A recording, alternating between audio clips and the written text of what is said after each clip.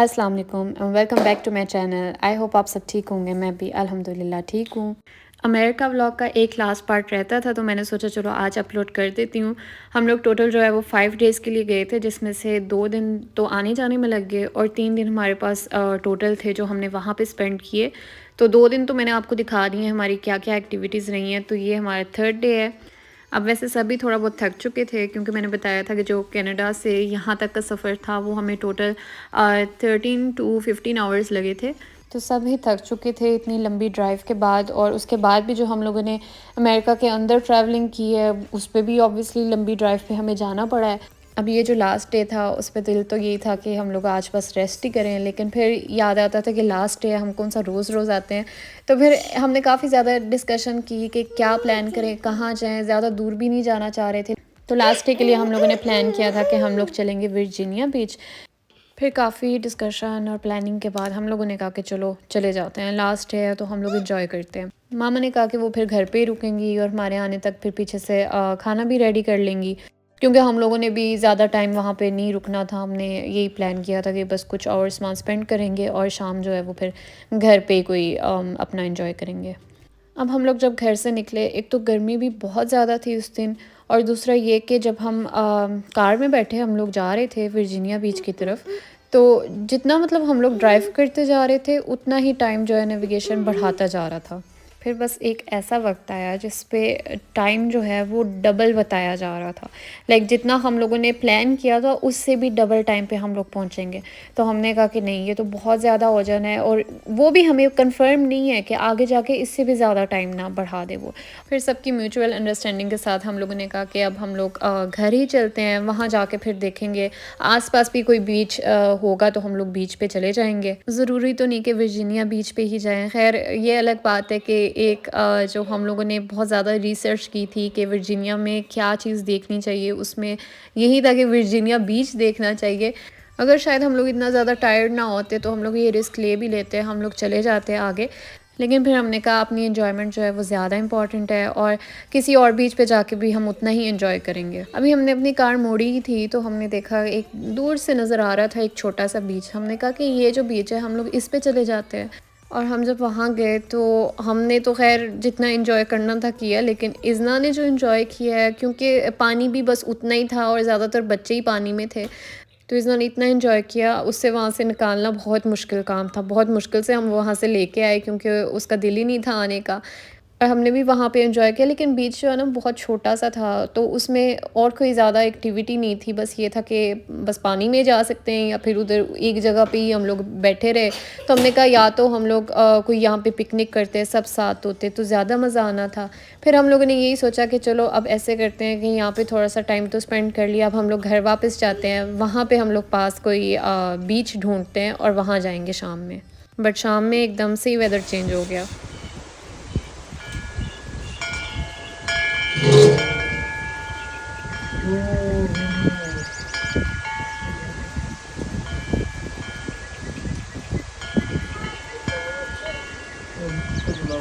Thunderstorm की warning आ रही थी, और हमारे साथ हमेशा ही ऐसे होता है, जब भी बीच डे होता है तो उसी दिन जो है थंडरस्टॉर्म आना होता है।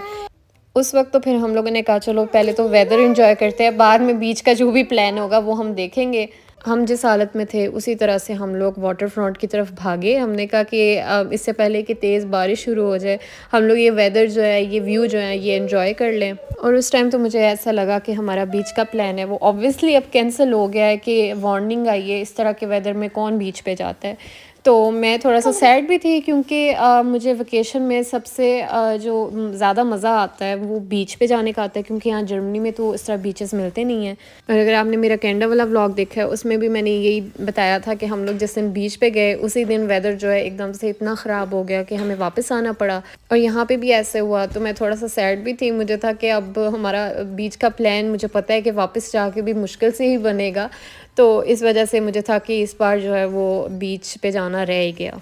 सबसे ज़्यादा जो इन्जॉय किया ना इस ट्रिप में वो इज़्ना ने किया माशाल्लाह से, क्योंकि यहाँ पे भी वो बाहर शूज़ के बगैर और पहली बार बारिश में बाहर निकली है, तो उसने इतना इन्जॉय किया, इतना इन्जॉय किया। सनसेट से 2 घंटे पहले जो है वो बारिश रुक गई, तो अब सामने कहा कि चलो हम लोग बीच पे चलते हैं। था तो वैसे थोड़ा रिस्की, क्योंकि बारिश अभी रुकी थी तो मुझे था कि दोबारा से बारिश ना आ जाए, ऊपर से जो थंडरस्टॉर्म की वार्निंग दी हुई थी। लेकिन बीच जो है वो वैसे घर के पास ही था, तो फिर हम लोग चले गए और ये सबसे बेस्ट डिसीजन था, क्योंकि इतना मज़ा आया, इतना मज़ा आया। और बीच था भी बिल्कुल खाली, कोई और बंदा नहीं था, सिर्फ एक बंदा थोड़ी देर के लिए आया था, अपने डॉग के साथ वॉक कर रहा था। लेकिन वो भी जब चला गया तो ऐसा था जैसे प्राइवेट बीच है, बस हम लोग ही थे और हमने इतना इन्जॉय किया। बस एक छोटा सा इशू था, वो ये था कि ये वाला बीच जो है ये उस तरह के बीच जैसा नहीं था जिस पे हम लोग पहले गए थे, जिस पे इज़ना जो है वो पानी में अपना एंजॉय कर रही थी। तो उसे लगा कि शायद ये वाला पानी भी वैसा ही है, इसमें भी मैं जा सकती हूँ, और यहाँ पे उसे कंट्रोल करना फिर इतना मुश्किल काम था। थोड़ी देर इज़ना को मैंने सैंड में बिठा दिया था, मैंने कहा ये इधर खेले, और उसने सारा सैंड जो है वो अपने ऊपर, अपने बालों में, और उसके बाद जब मैंने इसे घर जाके नहलाया तो इतना टाइम लगा, लेकिन फिर भी सारा सैंड जो है वो उसके बालों से नहीं निकला। फिर मैंने कहा कि इसे अब दूसरी बार एक बार फिर नहलाना पड़ना, फिर जाके सैंड जो है सारा इसके बालों से निकलेगा। तो जितनी देर वो सैंड के साथ खेल रही थी उतनी देर हम लोग भी अपना एंजॉय कर रहे थे।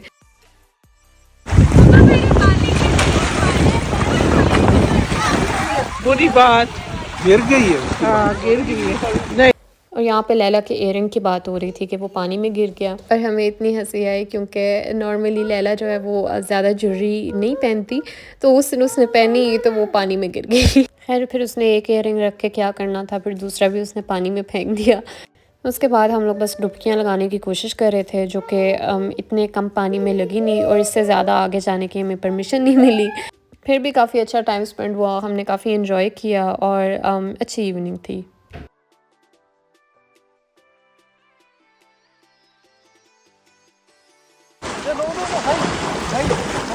इज़ना का क्योंकि अब सोने का भी टाइम हो रहा था तो उसे कंट्रोल करना थोड़ा सा मुश्किल हो गया था। फिर उसे ऐसे झूले देते हुए कार तक लेके गए, क्योंकि वैसे तो उसने पानी से नहीं निकलना था। ऊपर से अब अंधेरा भी होने वाला था, तो इस वजह से हमने कहा कि टाइम से निकलें, टाइम पे घर पहुँचें। और इस तरह से हम लोगों ने अपना लास्ट डे जो है वो अमेरिका में स्पेंड किया। उसके नेक्स्ट डे बस अब वापसी का टाइम था। घर जाके फिर बस हम लोगों ने अपनी तैयारी की, पैकिंग की, साथ जो हमारा एयरबीएनबी था उसकी सफाई की। अगले दिन फिर सुबह-सुबह ही हम लोग निकल गए थे, और इतनी नींद आई हुई थी, दिल था कि बस सफ़र जो है सो के गुज़ारें, लेकिन ऐसा कुछ नहीं हुआ, क्योंकि रास्ते में हमारा टायर पंक्चर हो गया। उसकी वजह से काफ़ी ज़्यादा टाइम जो है वो वेस्ट हुआ वहाँ पे, और काफ़ी डिफ़िकल्टीज़ हुई, लेकिन अल्हम्दुलिल्लाह हम लोग सेफ़ली घर पहुँच गए। आपको मेरी आज की वीडियो कैसी लगी मुझे कमेंट बॉक्स में ज़रूर बताइएगा। लाइक एंड शेयर करना ना भूलें। अगर आप मेरे चैनल पे नए हैं तो सब्सक्राइब भी लाज़मी करें और बेल आइकन भी ज़रूर प्रेस करें। Thank you for watching. Allah हाफ़िज़।